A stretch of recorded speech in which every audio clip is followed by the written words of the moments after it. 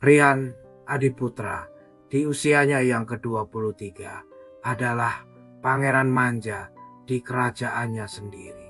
Ayahnya, seorang konglomerat properti di Bandung, telah memastikan hidup Ryan adalah sebuah perayaan tanpa akhir. Mobil sport mengkilap, jam tangan mewah, dan malam-malam yang dihabiskan di klub malam paling eksklusif di kota adalah kanvas dari eksistensinya yang kosong.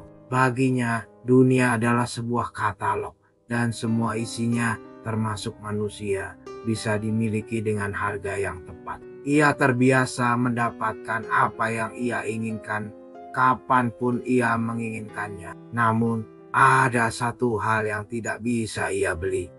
Hati seorang gadis bernama Santi. Santi adalah antitesis dari dunia Ryan. Usianya 20 tahun, seorang mahasiswi sastra yang ketenangannya memancarkan keindahan yang jauh lebih memesona daripada semua gemerlap dunia Ryan. Ia menemukan kebahagiaan dalam kesederhanaan. Secangkir teh di sore hari, tumpukan buku di kamarnya, dan sholat 5 waktu yang tak pernah ia tinggalkan. Rian pertama kali melihatnya di sebuah kedai kopi dekat kampus, dan seketika itu juga ia memutuskan bahwa Santi harus menjadi miliknya. Ia melihat Santi sebagai sebuah piala langka yang akan melengkapi koleksi kemenangannya. Selama sebulan, Rian melancarkan serangan pesonanya. Hadiah mahal, ajakan makan malam di restoran mewah, semua ia kerah. Namun, semua itu ditolak Santi dengan cara yang sama. Sebuah senyuman lembut dan gelengan kepala yang sopan. Puncaknya terjadi di suatu sore yang mendung. Rian mencegat Santi di depan gerbang kampusnya, membawakannya sebuket mawar impor yang harganya setara dengan biaya hidup seorang mahasiswa selama sebulan. "Aku suka kamu, San. Jadilah pacarku," kata Rian dengan kepercayaan diri yang dibuat-buat. Santi menatap buket bunga itu, lalu menatap mata Rian. Tidak ada kekaguman di sana, hanya ada tatapan yang tenang dan penuh pengertian. "Maaf, Mas Rian," katanya dengan suara halus. "Terima kasih banyak atas perhatiannya, tapi jalan hidup kita sepertinya berbeda. Prinsip kita juga tidak sama. Sekali lagi maaf." Bagi Rian, penolakan itu adalah sebuah penghinaan yang tak termaafkan. Dia, Rian Adiputra, yang bisa mendapatkan wanita manapun yang ia tunjuk, ditolak oleh seorang gadis sederhana. Egonya yang sebesar gedung pencakar langit retak dan hancur berkeping-keping.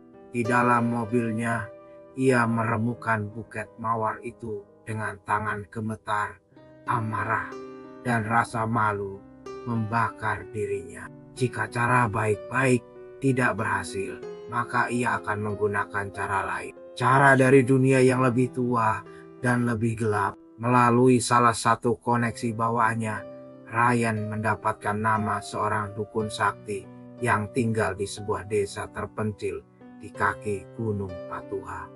Namanya Mbah Karsiman. Konon, ilmunya adalah ilmu hitam tingkat tinggi, mampu menundukkan jiwa yang paling keras sekalipun.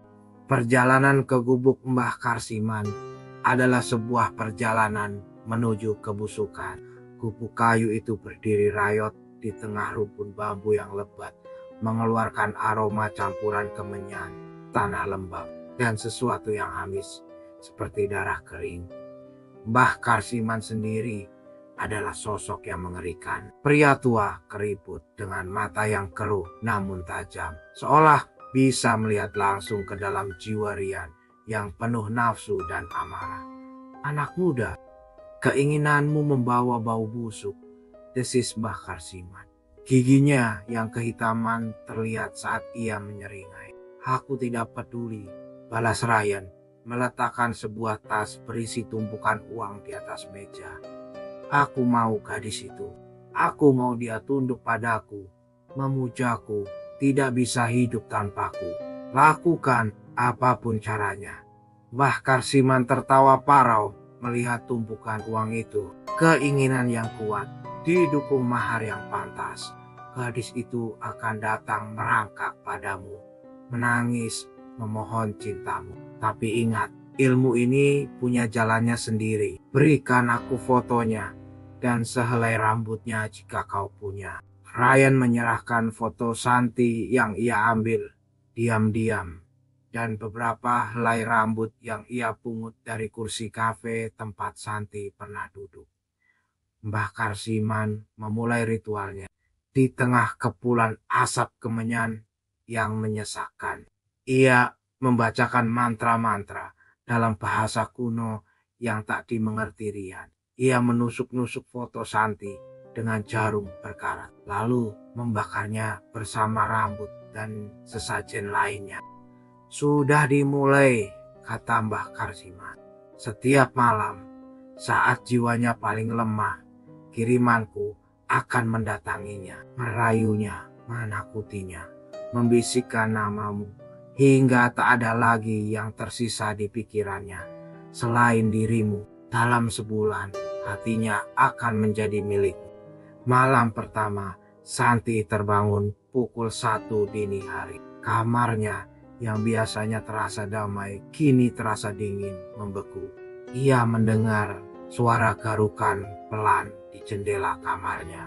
Saat ia menoleh, tidak ada siapa-siapa. Namun, ia merasakan sepasang mata tak terlihat sedang mengawasinya dari sudut tergelap kamarnya. Dengan jantung berdebar, ia segera mengambil air wudhu dan menggelar sajadah. Ia melaksanakan sholat tahajud. Bibirnya tak henti melantunkan ayat-ayat suci. Suara garukan itu berhenti. Malam kedua, teror itu meningkat. Saat ia sedang tertidur, ia merasakan napas dingin berbau busuk di pipinya. Ia membuka mata dan melihat siluet hitam pekat berdiri di samping tempat tidurnya. Sosok itu tidak memiliki wajah, hanya sepasang mata merah menyala dan tangan-tangan kurus dengan kuku panjang yang terulur hendak menyentuhnya. Santi menjerit, namun suaranya tertahan di tenggorokan. Dengan sisa kekuatan ia mengucap tawawud sekeras yang ia bisa. Siluet itu mendesis kesakitan dan mundur ke dalam bayangan. Setiap malam menjadi medan pertempuran. Makhluk kiriman itu datang dengan wujud yang semakin mengerikan. Terkadang sebagai bayangan, terkadang sebagai sosok menyerupai pocong dengan wajah hancur. Terkadang hanya sebagai bisikan-bisikan cabul yang menyebut nama Ryan berulang kali di telinganya. Santi kurang tidur, tubuhnya lelah. Lingkaran hitam membayangi matanya yang indah. Namun jiwanya tidak goyah. Setiap kali teror itu datang, ia akan berlindung di balik benteng imannya. Lantunan ayat kursi dari bibirnya menjadi perisai api yang membakar makhluk itu, memaksanya mundur dengan jeritan tanpa suara. Di sisi lain, Rian semakin tidak sabar. Sudah hampir sebulan dan Santi justru semakin menghindarinya. Ia tampak lelah, tetapi tatapan matanya saat tak sengaja bertemu pandang dengan Rian bukan lagi tatapan tenang, melainkan tatapan waspada yang dipenuhi kebencian. Rencananya tidak berjalan mulus. Dengan marah, Rian kembali mendatangi gubuk Mbah Karsiman. Dukun payah, sudah sebulan dan tidak ada hasilnya. Gadis itu malah semakin membenciku. Mbah Karsiman tampak lebih kurus dan pucat dari sebelumnya.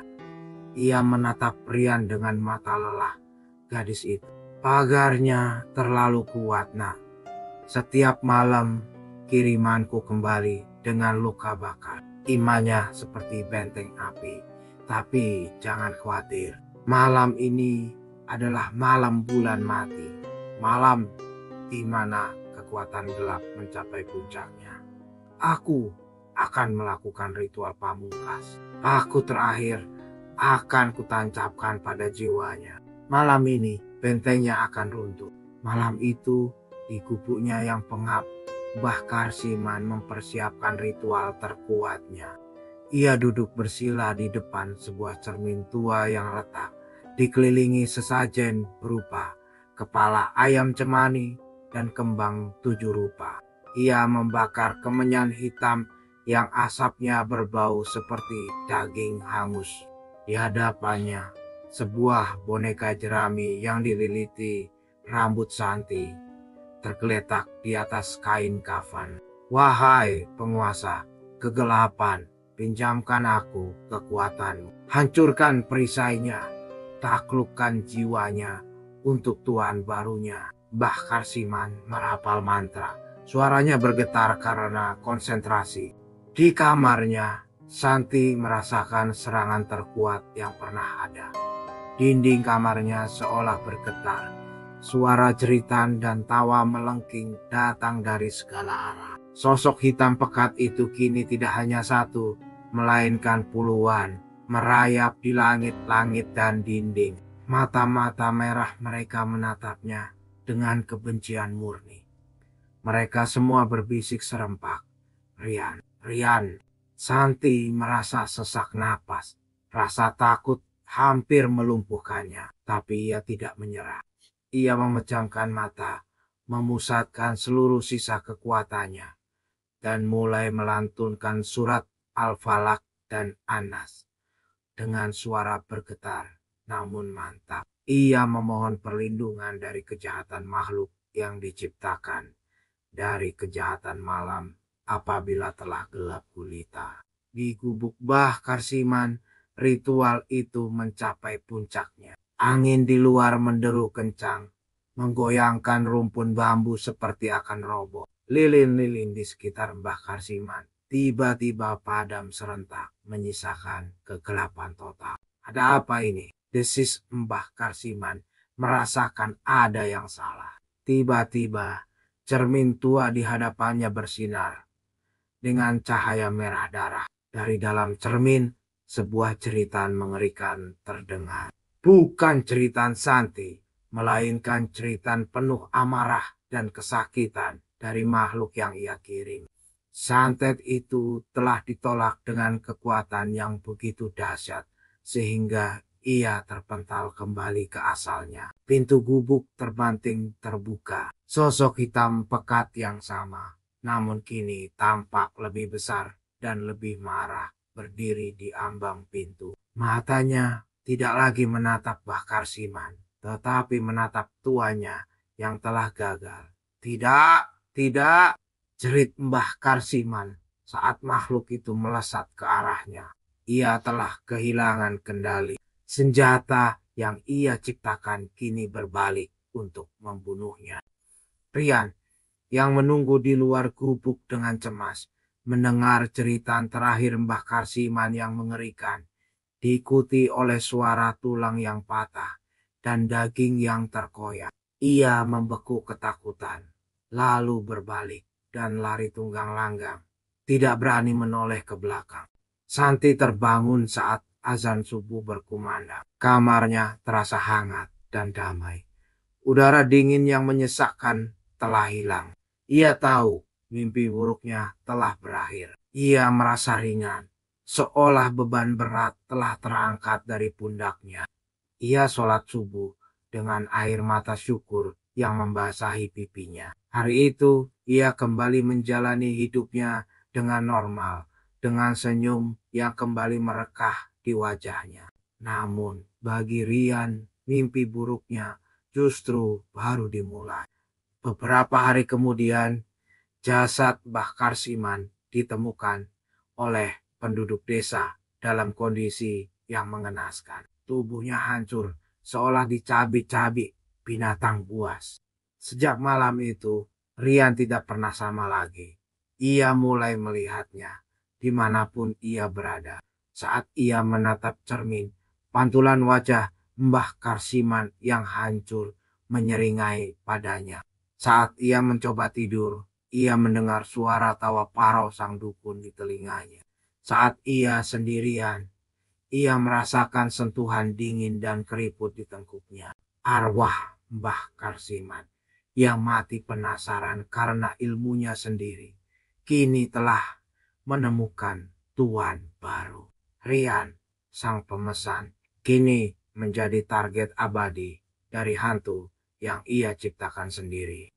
Ia berhenti bekerja, mengurung diri di kamarnya, lalu akhirnya berakhir di jalanan. Orang-orang melihatnya sebagai pemuda gila yang sering berteriak-teriak ketakutan pada bayangannya sendiri, menunjuk-nunjuk ke sudut kosong, dan menangis memohon ampun pada sosok yang tak bisa dilihat oleh orang lain.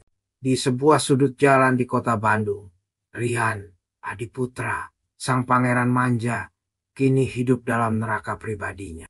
Ia mendapatkan apa yang ia inginkan, cinta yang tak terpisahkan, namun bukan dari Santi, melainkan dari arwah seorang dukun yang akan terus menemaninya hingga akhir hayatnya, menagih mahar yang tak akan pernah bisa ia lunasi.